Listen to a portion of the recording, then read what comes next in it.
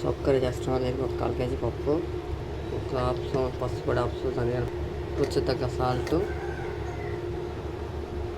వెల్లుల్లి పొడి తీసుకుని ఒక హాఫ్ గడ్డ, ఒక చిన్న ఆనియన్ అంత చింతపండు, ఒక 10 పచ్చిమిర్చి, 3 టమోటాలు. ఇప్పుడు మనం పప్పు వాడుతున్నాం. 2 ముక్కలు పప్పు వాష్ చేశాను. సాల్ట్, పసుపు పొడి, ధనియాల పొడి,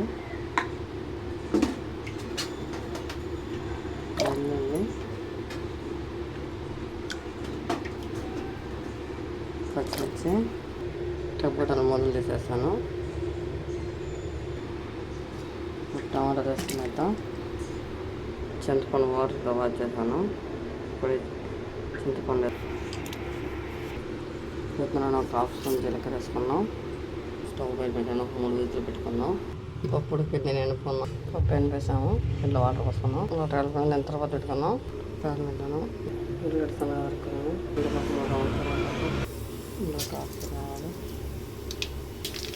కరివేపాకు,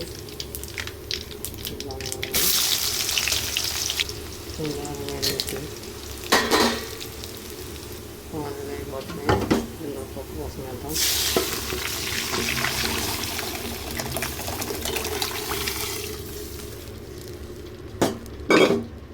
హాఫ్ స్పూన్ సాంబార్ పౌడర్, ఇందులో సన్నగా కట్టుకుని కొత్తిమీర పైన చేసుకున్నాం. తెలుగు పప్పు ఇంకా ఆపేసుకున్నాం.